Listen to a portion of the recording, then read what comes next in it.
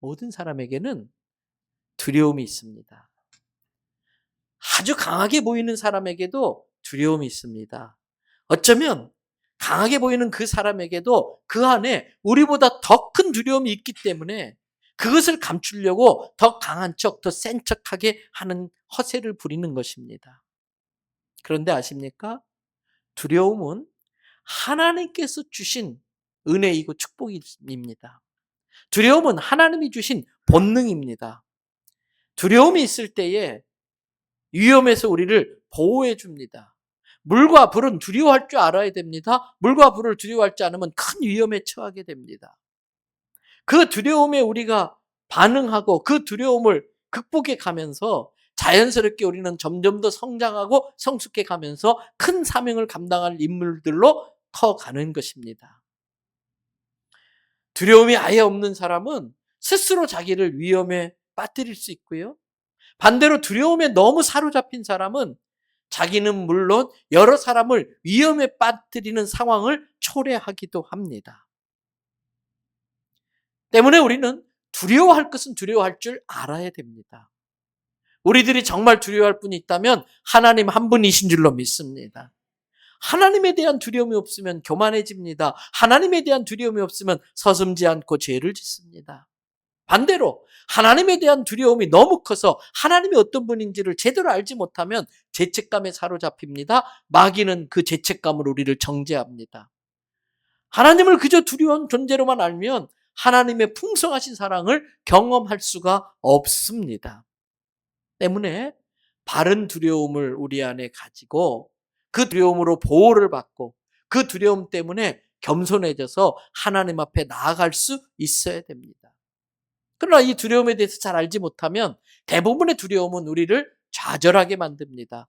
앞으로 나아가지 못하게 만들고 하나님이 예비하신 풍성한 삶을 누리지 못하게 만드는 것이 두려움입니다.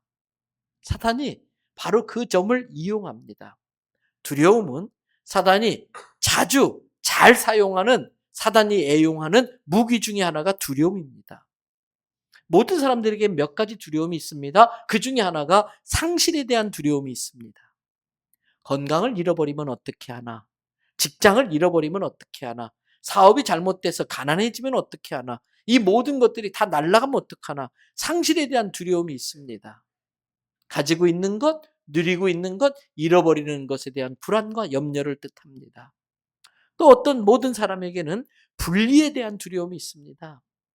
여러분, 그래서 사람들에게 이러한 분리에 대한 불안감 때문에 공동체에서 왕따 당하면 어떻게 하나? 그래서 어떻게 해서든 힘 있는 사람 주변에 모여들려고 하고요. 힘 있는 사람에게 잘 보이려고 하고요. 힘 있는 그룹과 어울리려고 합니다.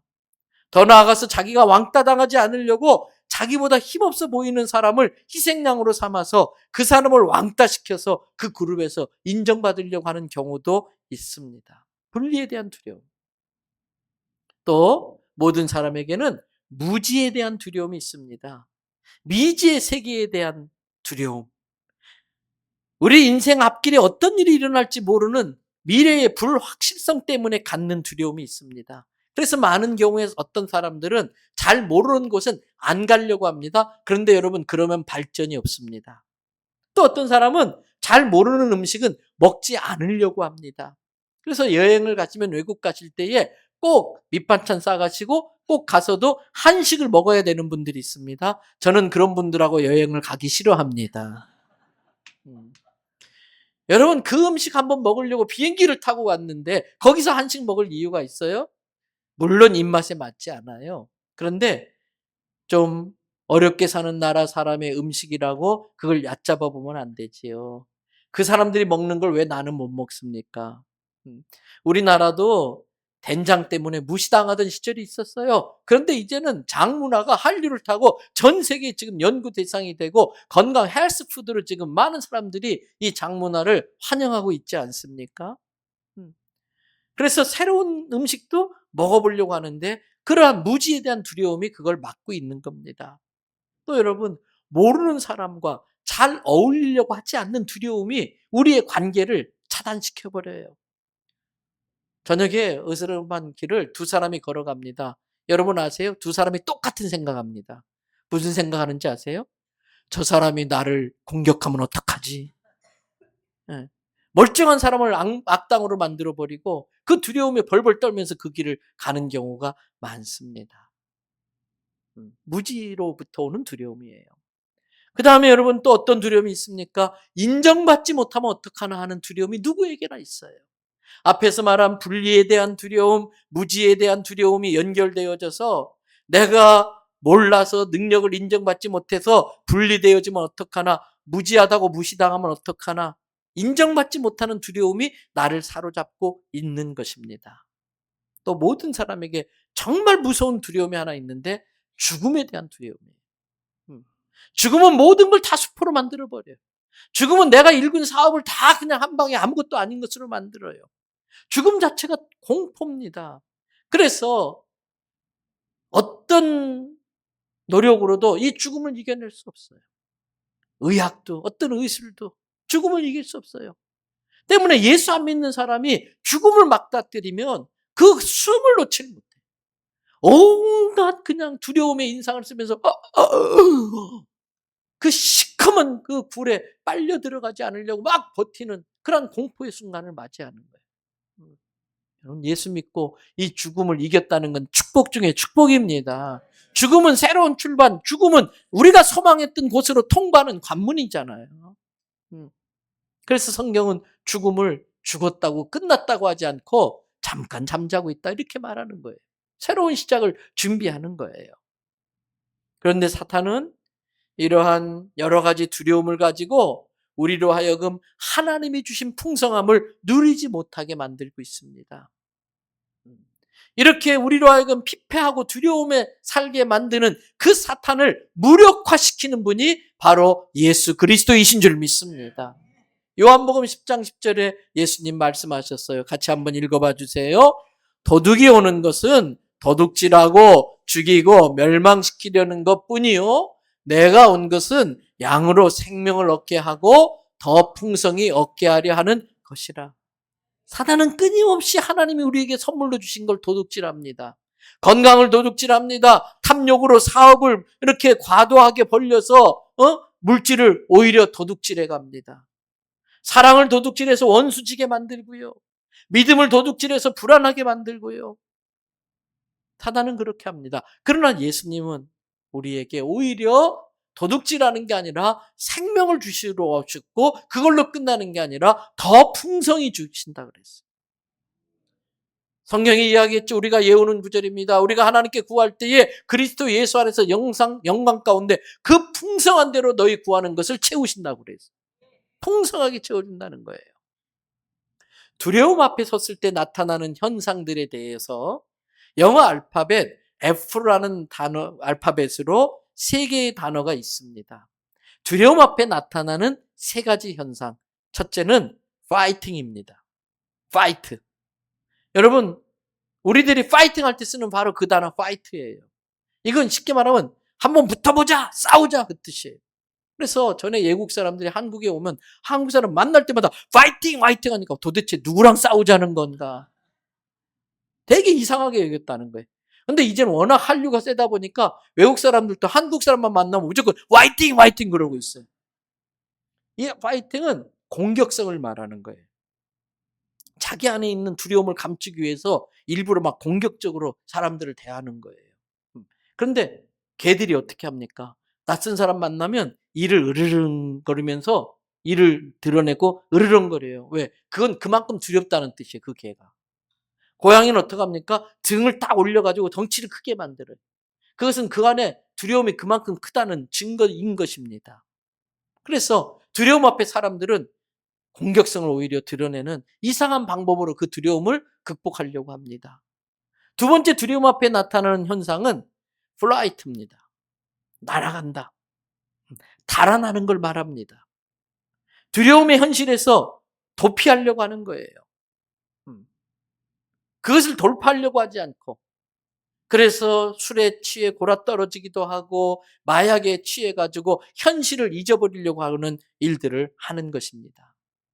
그리고 두려움 앞에 나타나는 세 번째 현상이 영어 F로 시작하는 단어 freeze입니다. 스탑!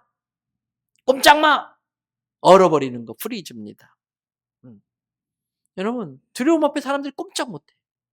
대표적인 게 그 날렵한 쥐가 뱀을 만나서 뱀의 눈과 딱 마주치는 순간 굳어버려요. 꼼짝달싹 못하고 그 자리에서 잡혀 먹어요. 왜요? 두려움 때문에 근육이 굳어져 가지고 움직이질 않는 거예요. 근데 사람도 마찬가지예요. 두려움에 사로잡히면 긴장하잖아요. 근육이 굳어지잖아요. 근데 겉의 근육만 아니라 소화를 담당하는 근육도 굳어져 버려요. 뭉쳐져 버려요. 그래서 병이 소화가 취하고 병이 커지는 거 아닙니까? 두려움 때문에 아무것도 못하고 나가질 못해요. 그래서 잠언 26장 13절 말씀처럼 길에 사자가 있다, 거리에 사자가 있다, 집 밖에서 나가려고 하지 않는 사람들이 그래서 생기는 겁니다. 여러분, 이런 두려움 앞에서 이때 필요한 것이 있습니다. 그 두려움을 이겨내는 용기를 내는 거예요. 용기를 내는 거예요. 제가 내는 것을 강조한 이유를 여러분이 아셔야 됩니다. 여러분, 그런데 용기는 두려움이 없는 사람에게 있는 것이 아니라 두려움의 실체를 그대로 인정하고 그러나 그 두려움에 맞서서 극복하려는 사람들이 내는 게 용기입니다. 강한 사람이 용기 있는 사람이 아니고 두려움이 없기 때문에 용기 있게 행동하는 게 아니고 두려움이 있지만 내가 저 두려움에 질 수 없다. 두려움과 싸워 이기겠다고 해서 나오는 게 용기인 것입니다. 여러분, 용기, 커리지는 저절로 생기는 게 아니에요. 이건 내가 내는 거예요. 다 쓴 치약을 짜내듯이 두려움이 나를 옴싹달싹하게 못하지만 그럼에도 불구하고 그 상황에서 쥐어짜듯이 용기를 내야 되는 겁니다. 격려하다를 영어 단어로 encourage라고 그래요.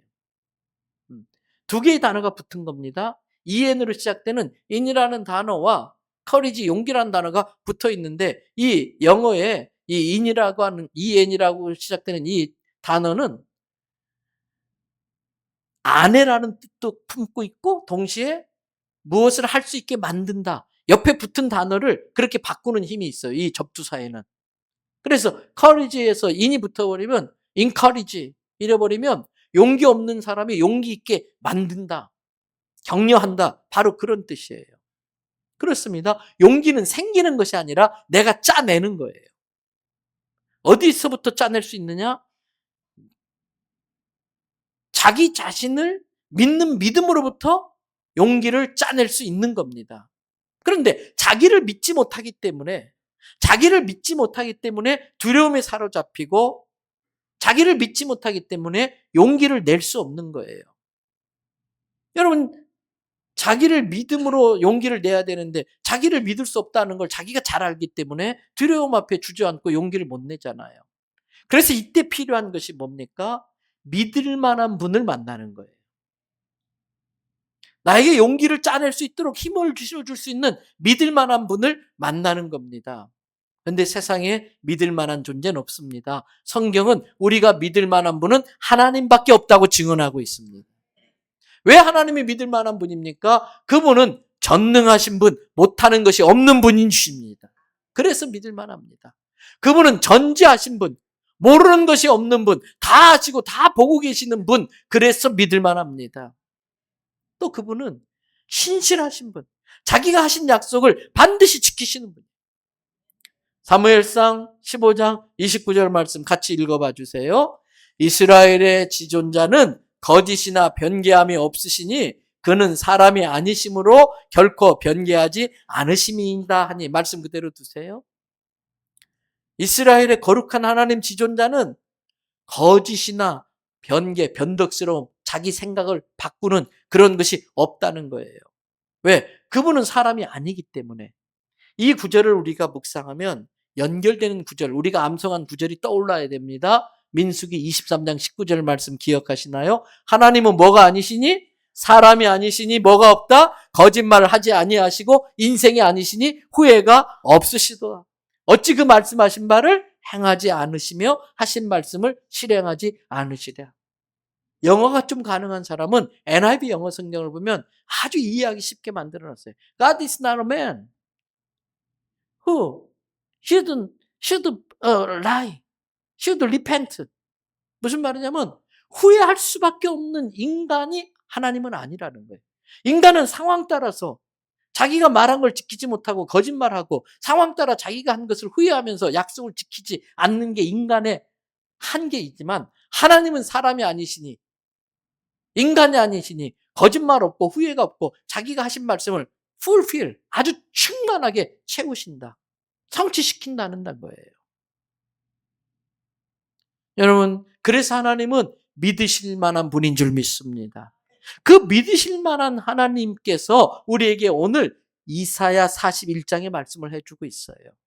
먼저 하나님께서 우리를 어떻게 호칭하는지, 어떻게 불러주시는지 8절 말씀으로 확인해 보세요. 다 같이 읽어봅니다. 그러나 나의 종 너 이스라엘아, 나의 택한 야곱아, 나의 벗 아브라함의 자손아. 하나님께서 나의 종이다 그래서 이 종은 막 심부름시키는 그런 막 낮게 보는 그게 아니고 사역자란 뜻이에요. 사명자라는 뜻이에요. 너는 나의 사명을, 나의 뜻을 이룰 사명자야, 사역자야. 우리를 사역자로 불러주시는 거예요. 너 이스라엘아, 이스라엘은 하나님을 이겼다는 뜻이에요. 부모가 자식에게 져주는 것처럼 하나님께서 우리가 하나님 옆에 간절히 매달리면은 우리에게 져주신다는 거예요. 내 소원대로 이루어주신다. 그래서 이스라엘이라고 부르는 거예요. 그리고 너는 내가 고르고 골라서 특별히 나의 사명을 위해서 택한 야곱이야. 야곱에게는 베델의 약속이 있는 자식이에요. 그리고 뭐라고 불러요? 너는 내 친구야. 나의 벗이야. 너의 조상 아브라함이 나의 친구였기 때문에 아브라함과 같은 믿음을 가졌기 때문에 아브라함의 후손이 된 너, 아브라함의 자손인 너를 내가 아브라함처럼 대우할 거야. 아브라함이 나의 친구였던 것처럼 너도 이제부터 나의 벗이야. 원래 우리는 어떤 존재였는지 아세요? 이사야 41장 14절을 보세요. 그 앞에 뭐라고 그랬어요? 버러지 같은 너 야곱아. 벌레 같도 못한 존재였어요. 근데 하나님이 그런 우리를 나의 종, 나의 택한 야곱, 이스라엘, 나의 벗 이렇게 불러주는 겁니다. 그리고 9절의 말씀을 하세요. 9절. 다 같이 한번 읽어보십시다. 내가 너를 부르고 내게 이르기를 너는 나의 종이라 내가 너를 택하고 실어 버리지 아니하였다 하였노라. 너는 몰랐겠지만 나는 네가 저 땅 끝에서 소외당하고 왕따당하고 외로워 있었던 거 다 봤어. 너는 몰랐겠지만 처음부터 내가 너를 붙들고 있었어. 네가 저 땅 모퉁이 구석지 그 습한 곳에서 웅크리며 울며 신음소리를 내고 있을 때 아무도 너를 알아주지 않고 아무도 너를 몰라봤지만 나는 너를 보고 있었어. 내가 너의 신음소리를 들었어. 그곳에서 내가 너를 택하여 불렀고 내가 절대 너를 버리지 않을 거야. 그 말씀하시는 거예요. 이 시간에도 이 종을 통해서 우리 성도들에게 하나님께서 고난 가운데 있는 자기 자녀들에게 고통 가운데 있는 자녀들에게 두려움과 불안에 사로잡혀 있는 자녀들에게 우울증으로 불면증으로 조현병으로 시달리고 있는 자녀들에게 똑같은 말씀하시는 걸 믿으시기 바랍니다. 어떤 말씀입니까? 이사야서 41장 10절부터 13절의 말씀을 믿음으로 선포할 겁니다. 다 같이 선포하십시다. 두려워하지 말라 내가 너와 함께함이라. 놀라지 말라 나는 내 하나님이 됨이라.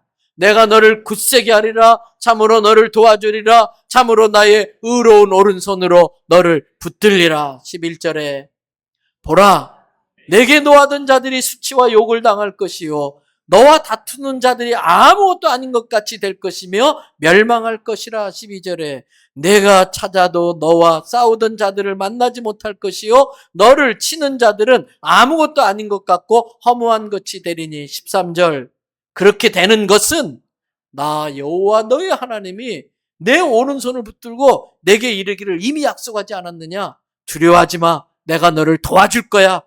그러면 이런 일이 일어날 거라고 말씀하셨기 때문이라는 거예요. 그렇게 말씀하신 걸로 끝이 아닙니다. 15절 16절을 보세요.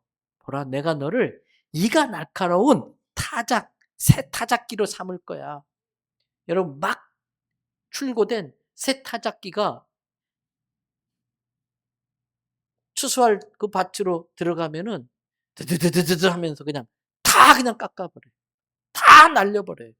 하나님이 우리를 이가 날카로운 새 타작기계로 삼는다는 거예요. 그래서 내 인생을 가로막고 있는 저 산들을 다 그냥 쳐서 부스러기로 조각돌로 만들어 버릴 것이고, 자그마한 산들은 아예 가루로 만들어서 겨같이 만들어 버릴 텐데, 16절 네가 그것을 채에 놓고 까부르면은 바람이 그걸 다 날려버리고 하나님이 일으키시는 회오리바람이 그것들을, 네 인생을 막고 있는 것들을 다 흩어버릴 것이라는 거예요. 그럴 때 너는 그런 일을 행하신 여호와로 말미암아 즐거워하겠고, 하나님을 이스라엘의 거룩한 하나님이시라고 자랑하게 될 거라는 겁니다. 이제 말씀 마칩니다. 그런데 우리 인생에 그러한 일이 일어나기 위해서 하나님이 요구하시는 게 한 가지 있었어요. 그런 일들이 우리 인생에 일어나기 위해서 하나님이 우리에게 시키는 일이 하나 있었습니다. 이사야서 62장 6절에 너희는 쉬지 마라 그랬어요. 그러면서 언제까지 쉬지 말아야 되느냐?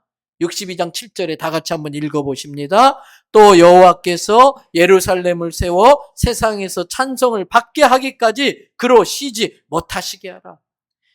예루살렘은 하나님의 자녀를 의미합니다. 그 예루살렘을 이 세상 가운데서 높이 세울 때에 세상 사람들이 그것을 보고, 야, 하나님 대단하시네. 예수님 믿으니까 저렇게 되네. 하나님 믿는 부모의 자식은 저렇게 되네. 세상 사람들, 하나님을 모르는 세상 사람들이 하나님이 높이 세운 우리들의 모습을 보면서 찬송을 하게 하기까지 하나님으로 하여금 내 인생 가운데 역사하도록 쉬지 못하게 기도로서 하나님을 괴롭혀드리라는 거예요. 기도로서 하나님을 쉬지 못하게 우리도 기도를 쉬지 말라는 거예요. 같은 맥락의 말씀이 오늘 이사야서 41장 17절에 이렇게 나와요. 가련하고 가난한 자가 물을 구하는데 물이 없어서 갈증으로 그들의 혀가 어떻게 됐어요? 다 말라버렸어. 혀가 다 갈라졌어. 물이 없어서, 마실 물이 없어서. 그 정도로 하나님 앞에 절박함과 간절함으로 매달리는 자에게 그 간절함이 하나님 앞에 인정될 때에 정말 내가 아니면 안 되는구나, 정말 네가 나만 믿는구나, 정말 네가 나만 믿는 믿음을 가지고 있구나, 그것이 인정될 정도로 혀가 마를 때까지 하나님 앞에 나아가 엎드려 구하면 내가 그들에게 응답하겠고, 나 이스라엘 하나님이 그들을 버리지 아니할 것이다. 사랑하는 대원성교회 성도 여러분, 우리도 하나님께 혀가 마를 때까지 매달리면서 하나님이 우리를 높이 세울 때까지 하나님을 쉬지 못하게 기도하시기를 바랍니다. 그러면 우리도 하나님께 은혜를 입어서 내가 할 수 있는 작은 일들로부터 시작해서 하나님의 놀라운 역사를 이루어 갈 수 있을 것입니다.